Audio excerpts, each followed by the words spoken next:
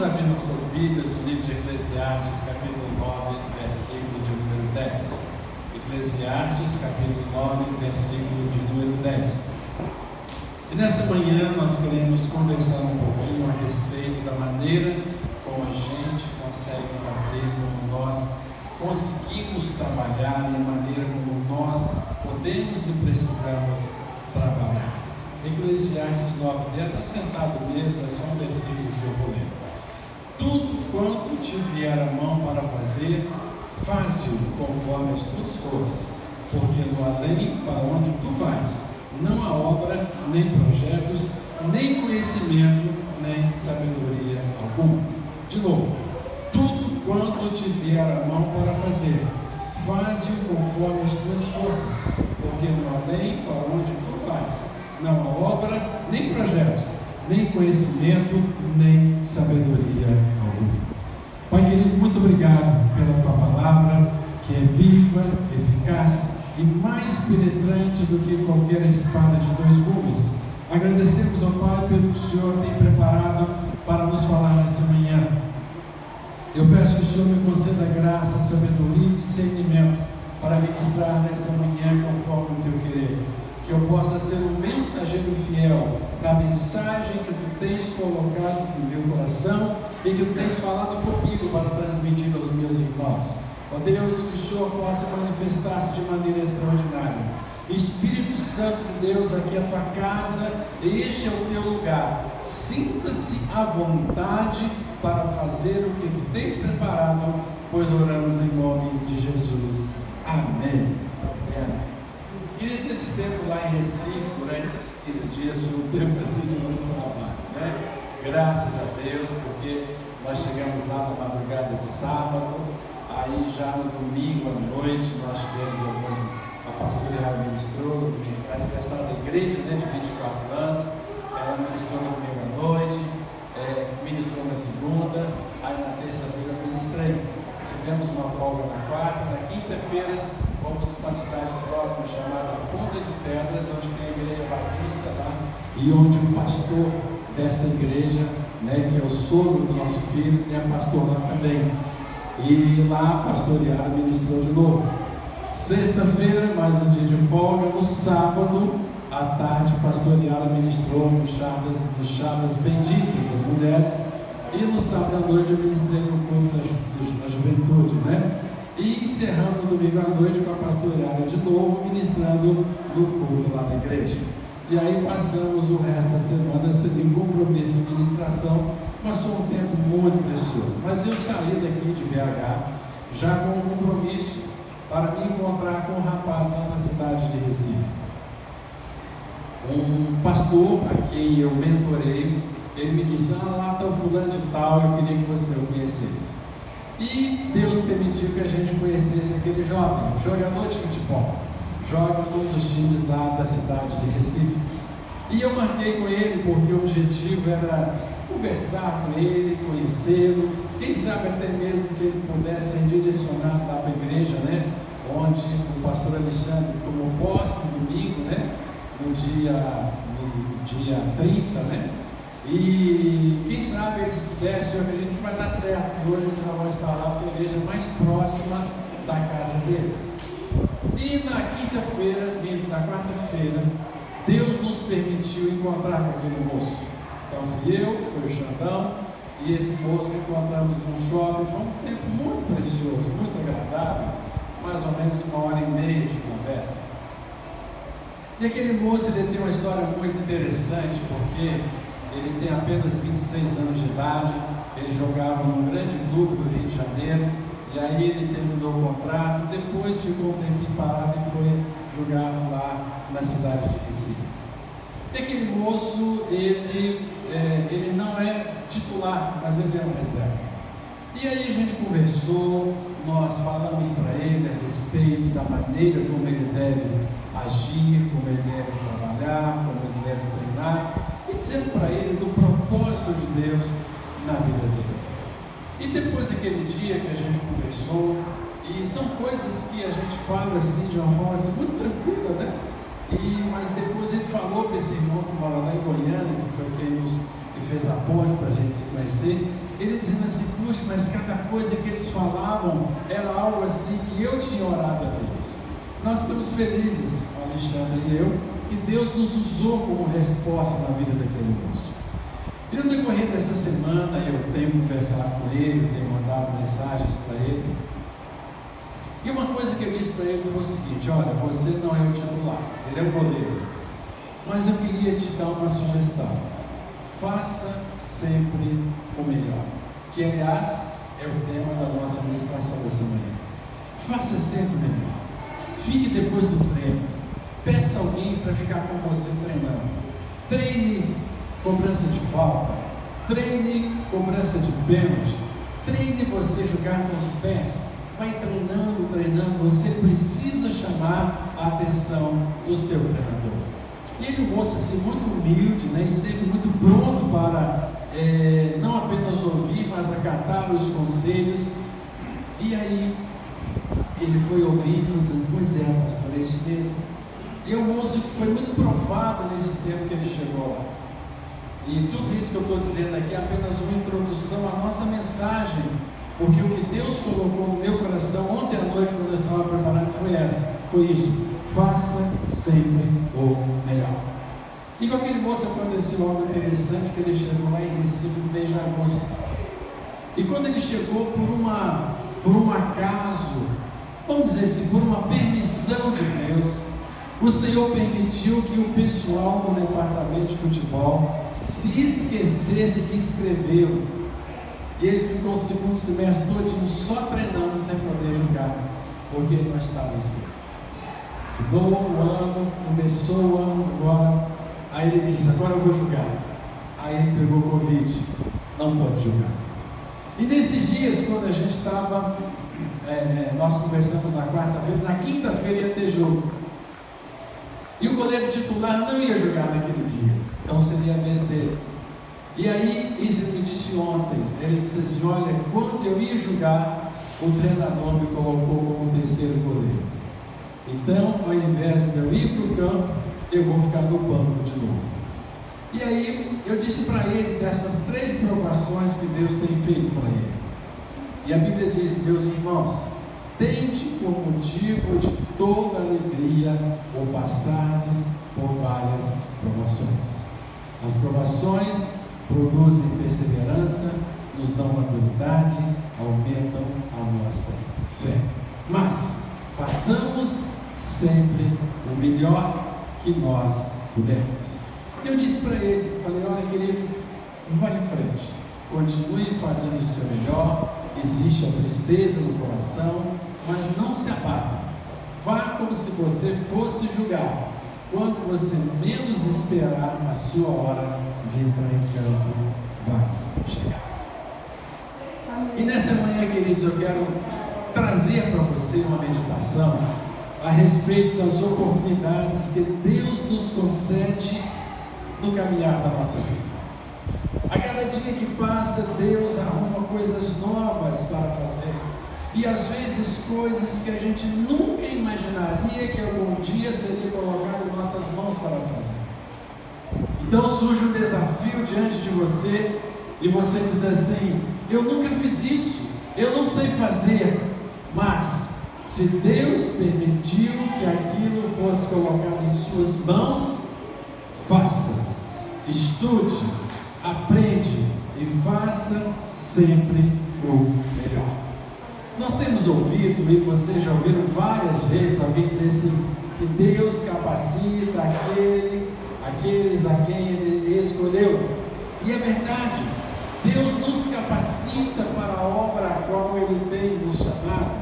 E mesmo diante de situações em princípio consideradas assim, não muito boas para nós, mas o Senhor, Ele sempre vai estender as suas mãos poderosas para nos abençoar. Meus irmãos, a Bíblia diz que todas as coisas cooperam para o bem daqueles que amam a Deus. E isso é fato. No momento, a gente pode não entender que aquilo coopera para o nosso bem. Mas vai chegar o momento em que nós vamos entender que efetivamente o que Deus permitiu que que acontecesse conosco é porque Ele tinha um plano. Algumas semanas atrás, a pastora Yara ministrou e falou a respeito de José. Eu vou falar um pouquinho também para os irmãos a respeito de José, que é um dos personagens mais admirados nas Sagradas Escrituras, pelas experiências que ele passou, pela sua lealdade, pela sua fidelidade e pelo temor que ele tinha para com Deus. Eu particularmente me identifico muito com José, que a Bíblia diz que tinha José 17 anos, quando ele teve a experiência dos sonhos.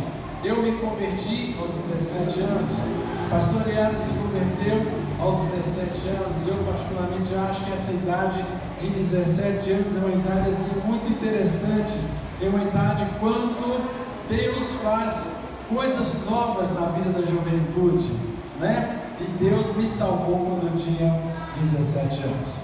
E aí houve uma certa ocasião quando José, que era muito querido pelo seu pai, ele foi enviado para ir até onde estavam os seus irmãos para trazer notícia dele.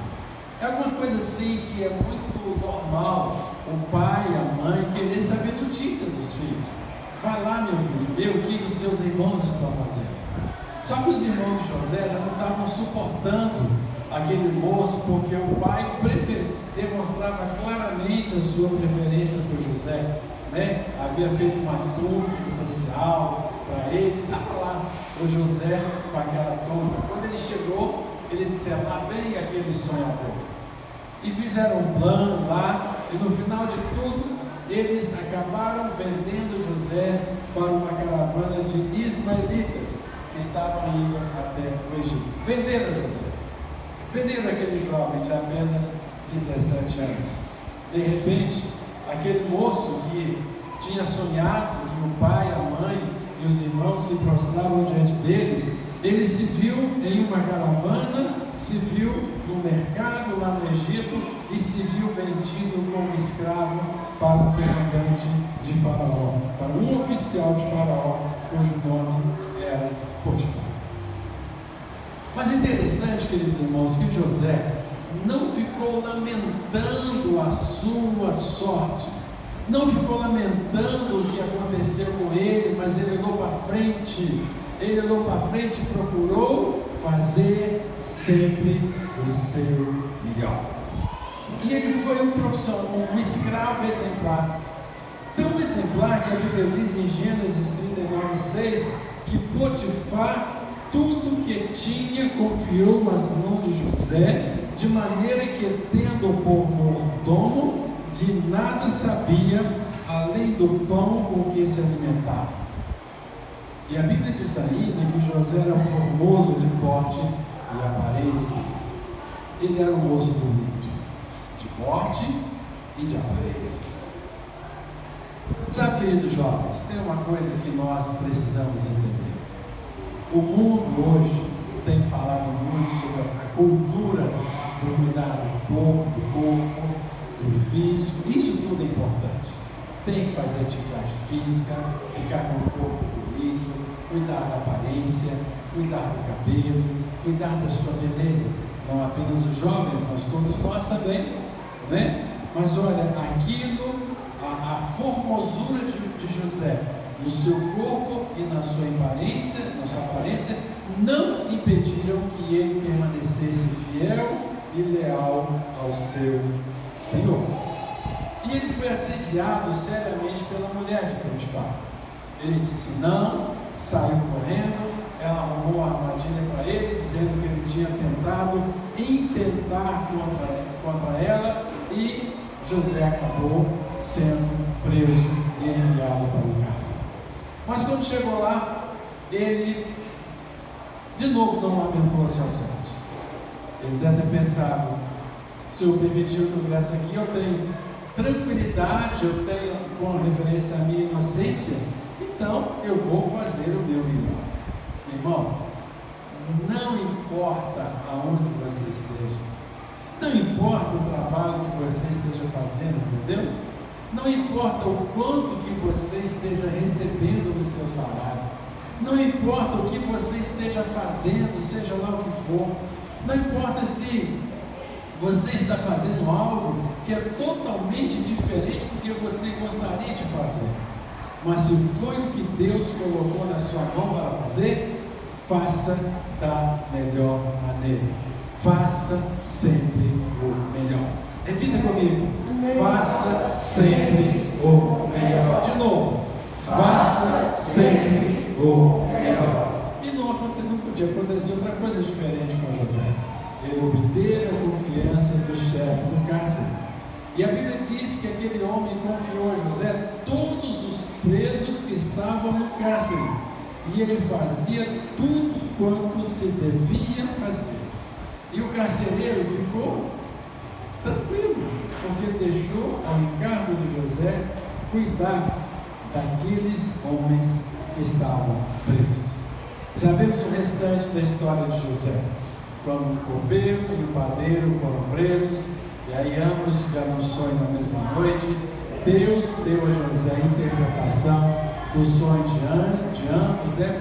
O copeiro foi reconduzido até a presença do rei, o padeiro foi enforcado conforme havia sido dito, e 2 anos depois, né, o copeiro se lembrou de José. Não obstante, quando ele saiu da prisão, José teria dito assim: lembra-te de mim quando você estiver na presença do rei. E José ficou lá esquecido pelo copeiro, mas ele continuou fazendo o seu melhor. Sabe, querido, muitas vezes você diz assim: esqueceram de mim.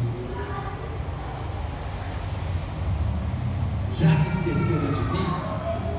Eu vou fazer de conta que também me esqueci deles. Então vou parar de trabalhar, vou fazer de qualquer jeito. Não. José continuou fiel, fazendo para o carcereiro o que poderia fazer de melhor. Até que um dia, irmãos, existe um dia na nossa vida. Aleluia. Existe o de repente de Deus na nossa vida. Aleluia. Aí um dia o rei teve um sonho que ninguém conseguiu lembrar, que ninguém conseguiu interpretar. E aí aquele copeiro, servindo ao rei, ouviu a conversa e ele se lembrou de José. Sabe, quando não se lembram de você, quando se esquece de você, sabe o que Deus faz? Ele providencia alguma coisa, ele faz com que algo aconteça para que as pessoas se lembrem de você. E foi o que aconteceu com José. Aquele copeiro se lembrou de José. Naquele tempo, né? Então tem um jovem lá, mandaram trazer José à presença do rei. Deus deu a José a interpretação do sonho. José interpretou. Aquele homem colocou José nada mais, nada menos como o segundo homem do Egito, o governador do Egito. O restante da história a gente conhece. Vai lá, Gênesis capítulo 37, uma história muito bonita. Até o momento em que cumpriu-se o sonho de Faraó, né? Tiveram 7 anos de muita abundância. E José, como administrador do Egito, juntou todo o cereal que era possível. Depois vieram 7 anos de muita fome. E José, com a sabedoria que Deus lhe deu, só foi enriquecendo o reino de Faraó, né? Porque ali ele ia negociando com as pessoas, ia enchendo os celeiros, né? E ia do Egito até que a sua família chegou até lá. Os seus irmãos chegaram até José. E aí José os reconheceu, mas eles não reconheceram José. Deixa eu te dizer uma coisa: quando se faz sempre melhor, não existe sentimento de vingança no coração. Você faz sempre o seu melhor. E aquelas pessoas que de repente te prejudicaram, de repente te ignoraram, de repente não te deram valor, pelo contrário, zombaram de você, pelo contrário, fizeram mal a você, chega um dia que a sua vez de estar do outro lado chega. Mas preste atenção, não é momento de você vingar aquelas pessoas. Porque a Bíblia diz lá em Romanos capítulo 12, não é isso? Não vingueis a vós mesmos, amados, mas dai lugar à ira. A mim me pertence a vingança, diz o Senhor. O que aconteceu com José? Ele chegando lá, diante dos seus irmãos, houve um momento que ele se revelou a eles, mandou trazer o seu pai, toda a sua família, e lá foi Jacó com todos os seus filhos, com todos os seus bens, animais, mudaram para o Egito. E lá José governou por muitos anos. Ele somente chegou a ser governador do Egito porque ele fez o seu melhor. Meus irmãos, a lição que nós aprendemos com José é que temos de ter disposição de fazer sempre o melhor, não importa as circunstâncias. Você, minha irmã, é esposa, que é mãe, que é dona de casa. Se tem um trabalho que não rende, é o trabalho de casa. Não é verdade?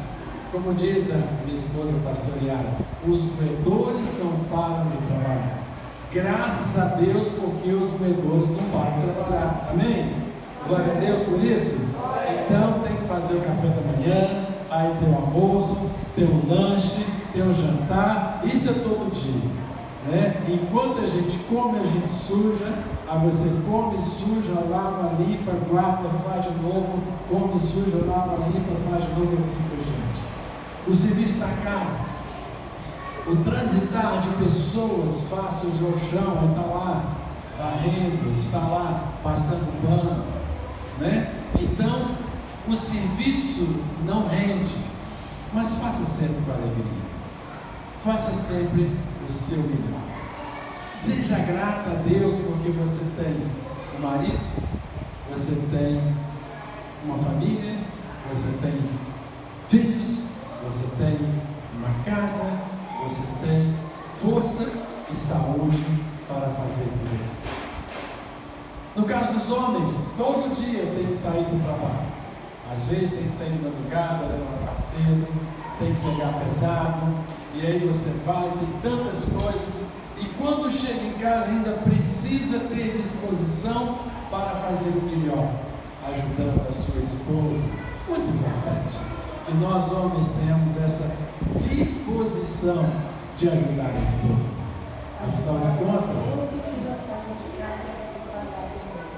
Afinal de contas, existem mulheres, é o que eu ia dizer agora, né? Existem mulheres que além de trabalhar em casa, elas trabalham fora. Elas têm uma vida profissional, e aí tem a vida profissional, e aí quando chega em casa, existem muitos homens que dizem o seguinte: a casa é por sua conta, a casa é por nossa conta. E aí o marido precisa ter disposição para ajudar e para caminhar. Vou dizer uma coisa a mais, tá? Vamos ensinar os nossos filhos. As crianças, elas podem aprender a fazer o seu melhor também. Pegou um copo, né, tomou água, ela vai, lava o copo e guarda. Os brinquedos, brincou com os brinquedos, acabou com os brinquedos, vão lá, guardam, arrumam direitinho. Queridos, comecem a ensinar os seus filhos a fazerem o melhor desde a eternidade. A Bíblia diz em Provérbios 22:6: ensina a criança no caminho que deve andar, e ainda quando for velho, não se desviará dele. Ensine o seu filho e a sua filha a fazer o melhor desde a eternidade. Sabe, queridos, o que o Senhor quer nos falar nessa manhã é que nós precisamos ter a disposição de fazer sempre o melhor. Fazer o melhor para Deus. Fazer o melhor. Você sabe aquela música? Faça o melhor, faça o melhor. Você sabe cantar? Hã? Ok. Então, fazer o melhor para Deus. Nós vamos cantar no final. Irmãos, fazer sempre o melhor.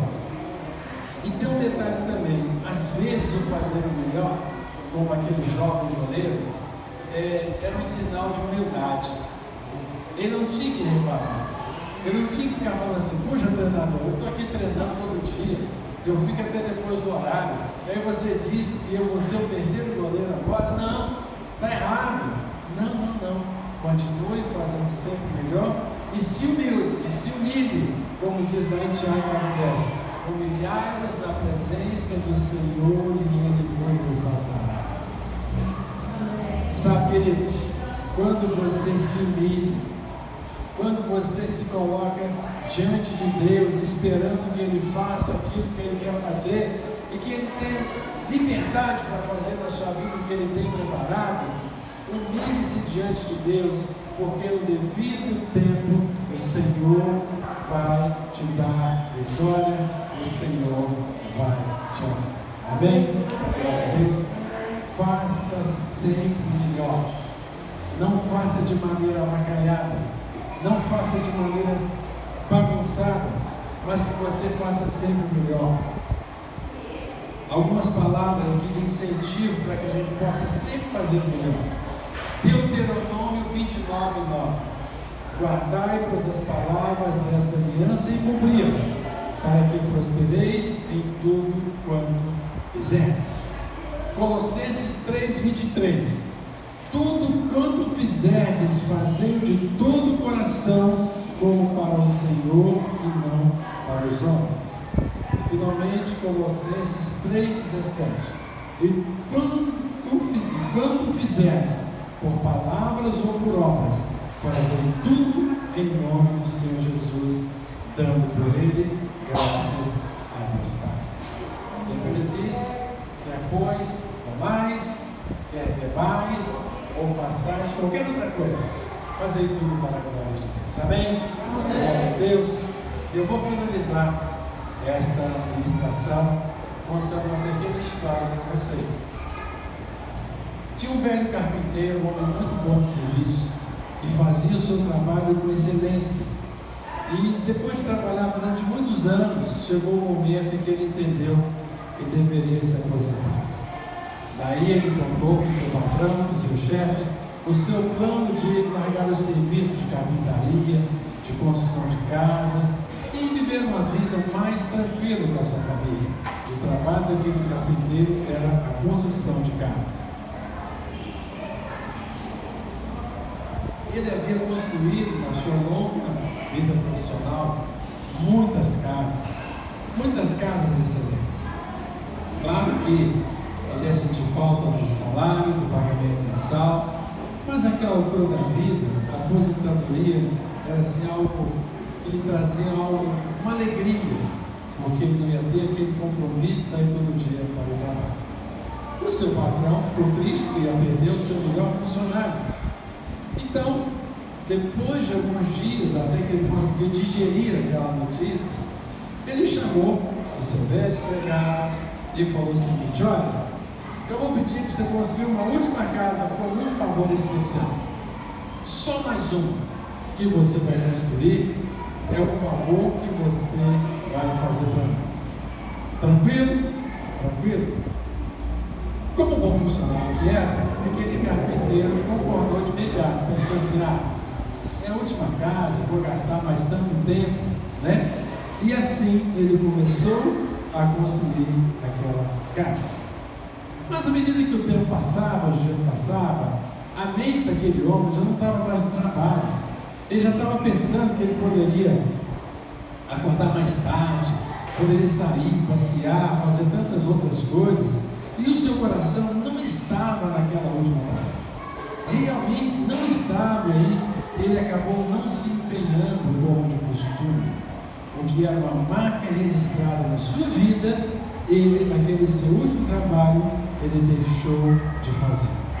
E, inclusive, ele não usou matéria-prima de boa qualidade. E aí, algumas vezes, ele pensou consigo mesmo que estava encerrando a sua carreira de forma assim lamentável, porque não era o jeito que ele sempre trabalhou na sua vida, mas ele estava fazendo de maneira assim, tudo avacalhado. Finalmente ele terminou o trabalho. Finalmente ele terminou aquela casa e chegou até o dono da empresa e falou assim: olha, acabei a casa.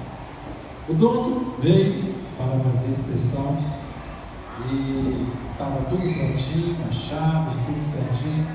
Depois que o dono da casa terminou a inspeção, ele pegou as chaves, ele disse assim: olha, tome as chaves, essa casa é a sua casa, essa é sua casa, é o meu presente para você por todos estes anos de lealdade e fidelidade de você para comigo.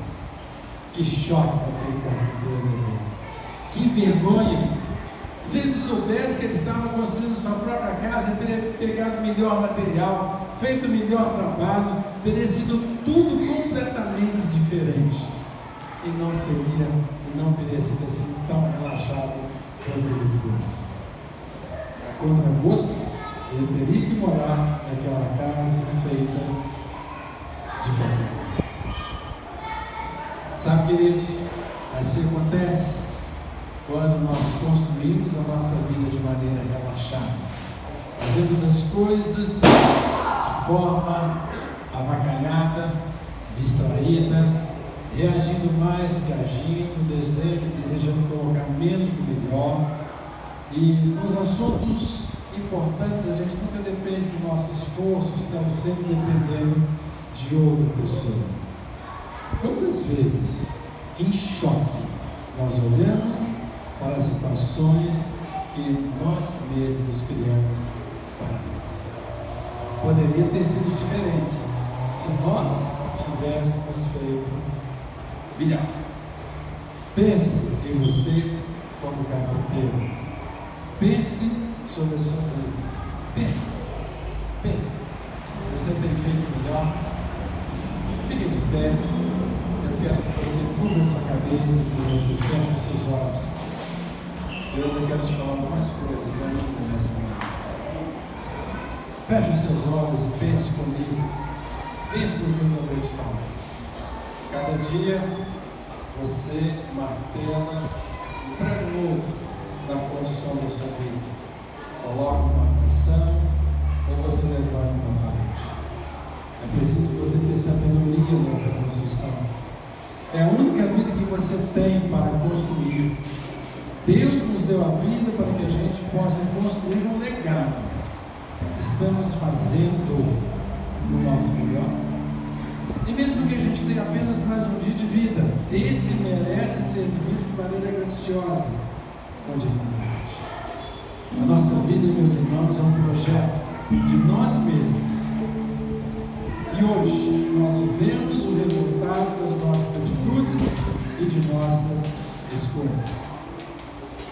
Amanhã, a nossa vida será o resultado daquilo que nós fizemos e escolhemos no dia de hoje.